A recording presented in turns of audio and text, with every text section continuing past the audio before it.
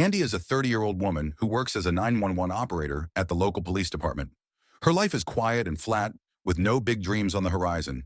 She still lives at home with her mother, Laura, who works as a speech therapist for military veterans. Day after day, nothing really changes for Andy, until one afternoon when her mother invites her out for lunch to celebrate her 30th birthday. When the day comes, Andy shows up at the restaurant, still in her work uniform. Over lunch, Laura starts talking about Andy's future, reminding her about college, missed deadlines, and the idea that she should not let life just drift by. Andy, on the other hand, is stubbornly attached to her simple life in their small town and has no desire to go anywhere or change anything. The tension at the table quietly builds, especially when a friend of Laura stops by and proudly talks about her own daughter who is studying medicine. Feeling more and more uncomfortable, Andy excuses herself and heads for the bathroom. On the way, she passes a man who looks completely ordinary. A moment later, that same man pulls out a gun and shoots Laura's friend, throwing the entire restaurant into chaos. Instinctively, Laura shields Andy with her body. Seeing Andy's uniform, the gunman assumes she is a police officer and forces her to stand while pointing the gun at her. Laura panics and tries to explain that her daughter only works on the phones and is not a field officer. Instead of calming him down, that information only makes him angrier. He raises the gun as if he is about to shoot, but Laura manages to smack his hand away so the shot misses. The situation gets even worse when the man pulls out a knife and lunges at Laura. Her hand is badly injured in the struggle, yet she manages to wrestle the gun away from him. In a desperate move, she slashes his neck, and the attacker collapses to the floor, dead. And in that moment, everything she knew about her mother changed. This is pieces of her. After the incident, Laura is rushed to the hospital for surgery. While she waits, she sees her own face appear on the news, and people around her start to recognize her as the woman who stopped the shooter. Instead of feeling proud, she seems uneasy with all the sudden attention. Meanwhile, Andy is in the hospital lobby with her stepfather, Gordon. Soon, Detective Wilson arrives and asks for a statement. She shows them footage of Laura killing the attacker and begins pressing for more information about who Laura really is. Andy refuses to say anything. At that moment, Laura comes out of surgery and shuts down the conversation immediately. Once they leave the hospital, Laura suddenly tells Andy that she needs to move out. Andy is shocked and pushes back, confused and hurt by the idea. But Laura is firm. She insists that Andy has to learn to live on her own. That night, news about the restaurant incident is everywhere on national television. In the middle of it all, a mysterious man makes a phone call and mentions that something serious has gone wrong. Andy is still overwhelmed, and Gordon keeps trying to calm Laura, who looks more shaken than she lets on. Later, heavy rain and thunder jolt Andy awake. Feeling uneasy, she decides to pack her things and leave that very night. But when she heads to the garage to grab her bike, she spots a strange man watching the house. She hides immediately. Moments later, the man breaks in, forcing Andy to rush back inside to check on her mother. She finds Laura tied up while the intruder tries to strangle her. Andy quickly sends a silent emergency alert, then grabs a table lamp and strikes the man from behind. A fight breaks out, and in the struggle, Andy manages to shove the attacker backward. His head slams into a hammer left on the floor, killing him instantly. Andy tells her mother that the police are on the way, but instead of relief, Laura reacts with panic. She tells Andy to search the man's pockets and take his phone. Then she hands Andy a new phone, a key, and a stack of cash. She instructs her to drive to Carlton, find storage unit 320, and take the car inside. From there, Andy must head to Maine and wait for further instructions. Confused but scared, Andy follows everything her mother says and leaves just minutes before the police arrive. After a long drive, Andy reaches Carlton and stops at a small cafe to look up the storage facility's address. She remembers the attacker at their house mentioning a woman named Paula Kuntz, but a quick search brings up nothing useful. Meanwhile, Detective Wilson returns to the hospital to question Laura about the emergency call from that night. Laura claims she had a PTSD episode and thought she saw someone who was not actually there. Once the detective leaves, Laura immediately calls Gordon and urges him to come home right away. Her voice is filled with fear, and Gordon rushes back. At the same time, Andy notices a man watching the car she arrived in. Realizing she is being monitored, she slips out through the back door and runs. By chance, she ends up right in front of the storage facility she has been looking for. She uses the access card her mother gave her, opens Unit 320, and finds a car waiting inside. Inside the vehicle, she discovers a loaded gun, emergency supplies, a suitcase full of cash, and several identification cards along with old photos of Laura. The discovery only raises more questions, But with no idea whom to trust and nowhere else to go, Andy gets in the car and continues her journey toward Maine. Meanwhile, Gordon arrives home and immediately asks where Andy is. Laura tells him that Andy is already on the road heading toward Maine. Then she reveals something even more alarming. The intruder from earlier is not dead. He is tied up inside a closet, still barely alive. Gordon wants to call the police, but Laura stops him. She explains that the man was supposed to meet someone at 3 in the morning to collect payment, and if they wait, they might finally learn who is targeting Andy. Gordon hesitates at first, but when Laura admits that someone from her past is hunting her and threatens Andy's life, he decides to help her. On the way to the meeting point, the injured man suddenly goes into seizures. Before taking his final breath, he warns them that his boss will find them and kill them. The moment rattles Gordon, who demands answers. Laura finally admits that someone dangerous from her past has resurfaced, and Gordon commits to standing by her. Elsewhere, Andy, exhausted from the long drive, stops at a small motel to rest. Sleep does not come easily. She walks across the street to a bar, where she meets a man who introduces himself as Jack, a former soldier. Hoping to protect herself, Andy asks him to teach her how to use the weapon she found earlier. They train together late into the night. When she walks him back to his car, she notices something inside that looks eerily similar to what she saw near her home the night of the attack. Panic hits her instantly, and she rushes back to her motel room in fear. The next morning, Andy packs her things and abandons the car she found in the storage unit. She heads to a dealership and buys a different vehicle using the cash from the mysterious suitcase. At the same time, Laura appears on television for an interview about the restaurant incident. Near the end, she abruptly adds a strange message calling for people to band together for change. Those words immediately unsettle a mysterious man watching from afar. Back at the dealership, Andy is about to finish her purchase. While the staff steps out to prepare the paperwork, she uses the moment to call Charlie, an old friend of her mother. She introduces herself and asks to meet him. Meanwhile, Laura returns home from the TV studio and is startled to find a man waiting outside her house. He claims he is there to help her escape the country, warning that the old organization hunting her is closing in. Laura refuses, insisting she will go to the police if he approaches her again. Before leaving, he warns that if she is not careful, her daughter will be the next target. Andy, who had originally planned to continue toward Maine, changes her mind and decides to see Charlie instead. They sit down together, and Andy explains everything she has discovered, including the old pictures of her mother. But when Andy mentions the name Paula, Charlie pretends not to recognize it. He gently suggests that she rest, saying she must be tired after traveling all the way from Carlton. That comment immediately raises a red flag. Andy never told him where she came from. Suspicious, she takes a risk and quietly checks a drawer in his home. Inside, she finds family photos that prove Charlie has a wife and children, even though he claimed to be single. Realizing she has walked into something dangerous, Andy leaves the house as fast as she can. Not long after escaping Charlie's house, Andy calls Gordon and demands to know who Charlie really is. Gordon refuses to explain anything over the phone, which only frustrates her more. She hangs up, determined to find the truth on her own. Gordon immediately tells Laura that Andy is starting to suspect Charlie, but when he offers to help, Laura insists he go home and stay out of it. Still searching for answers, Andy heads to a playground and borrows a laptop to dig deeper into the name Paula. After adjusting her search terms, she finally uncovers something important. Paula was once a fugitive connected to a terrorist group active in the 1980s. Andy writes down every piece of information she can find, especially the name of the lawyer who handled Paula's case. Then her phone rings. It is Laura, speaking calmly, but with fear hiding in her voice.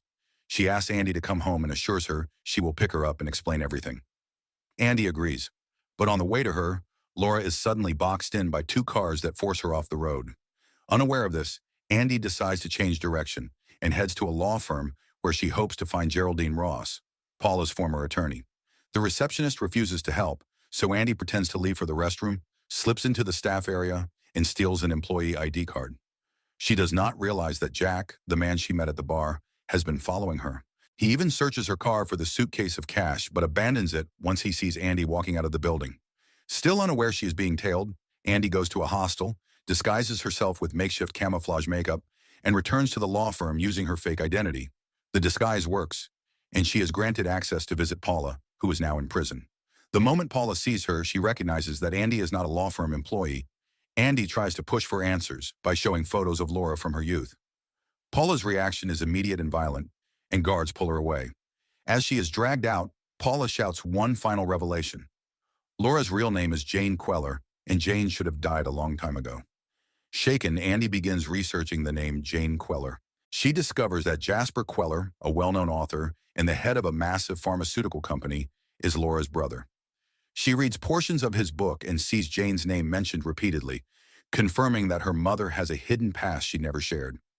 Andy steps outside to collect herself, but she soon notices Jack following her. She runs and Jack chases her in his car. Andy leads him into a narrow alley, points her gun at him, and forces him to explain himself. Jack finally shows his real badge. His name is Michael, a United States Marshal. He reveals the truth.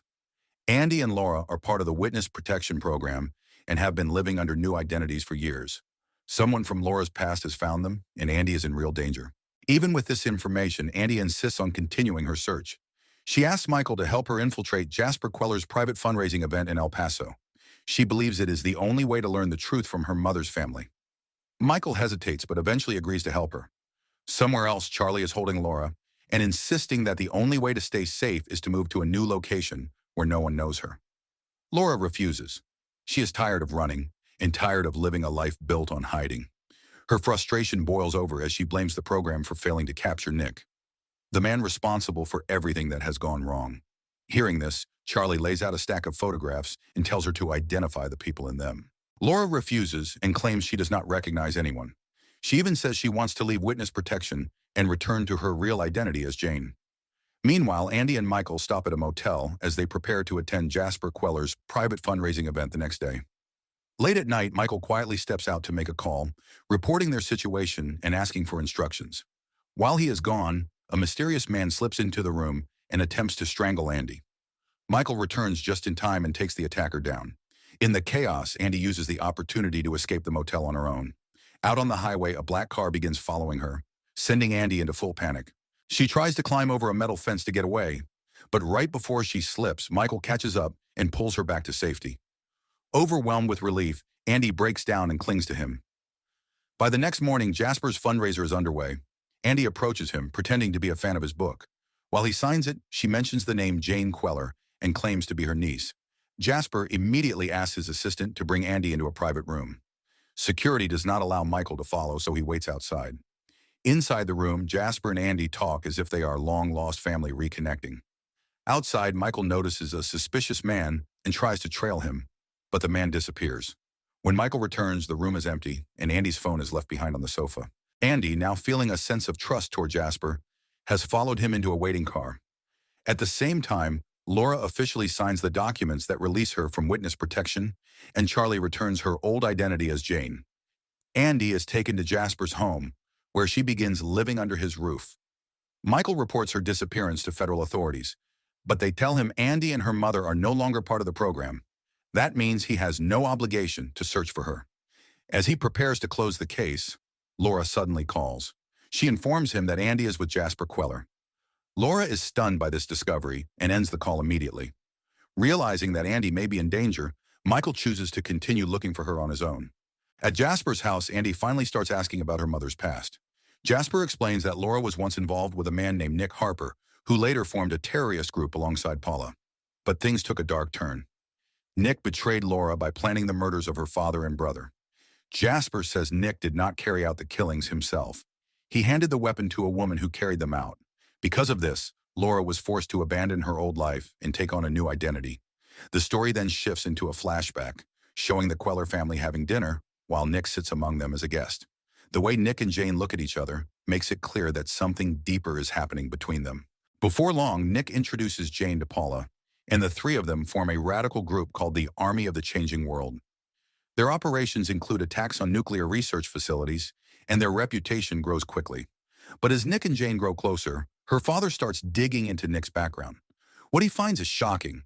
The identity Nick Harper is fake, taken from a man who died 4 years earlier from an overdose. Once the truth comes out, Jane's relationship with Nick collapses.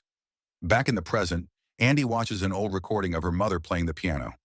A house staff member brings her a cassette tape, and when Andy plays it, she discovers evidence that her mother and Nick once had a romantic relationship. Stunned, she immediately contacts Michael and plans to meet him the next morning. Her suspicion toward Jasper grows stronger. When Andy asks him directly about Nick, he pretends to know nothing. She then approaches a house staff member for answers, only to discover that every conversation inside Jasper's home is monitored through an internal surveillance system. Realizing she is being watched, Andy bolts from the house, unaware that someone has already attached a tracking device to her. The next morning, she meets Michael in a public place and shares everything she has learned. Andy now believes Nick Harper might be her biological father, based on the footage showing her mother's past relationship with him. Michael reveals something of his own. Jasper has been hiding a separate agenda, something neither of them saw coming. As they discuss their discoveries, a woman bumps into Michael, apologizes briefly, then walks away. A few minutes later, Michael suddenly collapses. An ambulance rushes in, and the scene erupts into confusion. Andy uses the chaos to slip away unnoticed. Meanwhile, Laura goes to her brother Jasper's office, desperate for information about her daughter. Jasper tells her that Andy vanished early that morning. Panic sets in, and Laura immediately calls Charlie for help. At the same time, Andy heads to Michael's motel room to retrieve the suitcase full of cash. She finds a document inside, but a suspicious sound pushes her to hide in the bathroom. Several people enter the room, grab the suitcase, and leave. Realizing they have taken the money, Andy follows them by car. When their vehicle stops at a convenience store, she punctures one of their tires to force a delay. As they work to fix it, Andy sneaks into the trunk of their car and hides. Can I give you a hand? The story shifts once more into the past, revealing a darker chapter in Laura's life. Nick and his terrorious group, which still included Laura at the time, are shown holding a powerful woman hostage. When the police discover their hideout, a violent shootout erupts. In the chaos, the hostage makes a desperate move and tries to stab Nick in the hand. Nick twists her wrist, redirects the blade, and kills her with the same brutal technique Laura used back in the restaurant. Nick pulls the knife from his own hand and escapes with the group. They retreat to a safe house where one of their members, Andrew, is revealed to have been shot. Laura begs Nick to take Andrew to a hospital, but he coldly refuses and offers only minimal treatment. Realizing Andrew will not survive without real medical help, Laura tries to steal Nick's money to save him. She is caught and beaten, yet she still attempts to help Andrew with the support of a few sympathetic members. In the end, Andrew dies.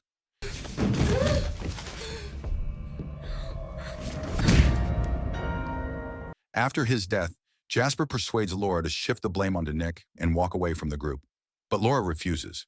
She admits everything, takes responsibility, and is sent to prison for the group's crimes. Back in the present, the car carrying Andy finally stops. Andy climbs out of the trunk with the stolen suitcase. Before she can move, a mysterious man appears and kills the people who took the money. He searches the trunk, but Andy hides under the car until he leaves. When the coast is clear, she escapes. Moments later, she receives a phone call from her mother.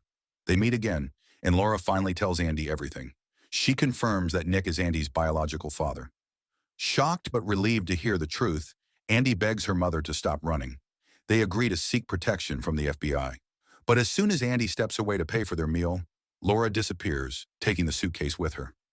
The next morning, Andy meets with Charlie, who believes Laura is heading toward an old house in the north. They drive there together, but on the way, a car slams into them and sends their vehicle over a cliff. Charlie! Andy wakes up inside a house that feels strangely familiar. It turns out this is where she lived as a child while Laura was in prison. She remembers meeting Nick in the woods back then. He gave her a coin and promised he would return for her someday. He told her that as long as she kept that coin, they would always find each other again. Later, after Laura was released from prison, young Andy showed her the coin. Laura recognized it immediately and knew exactly where it came from. As Andy recalls these memories, she sees Nick standing in the room. She learns that while she was unconscious after the crash, Nick recorded a video message and sent it to Laura. Once Laura saw it, she panicked and rushed to the location with the suitcase of money.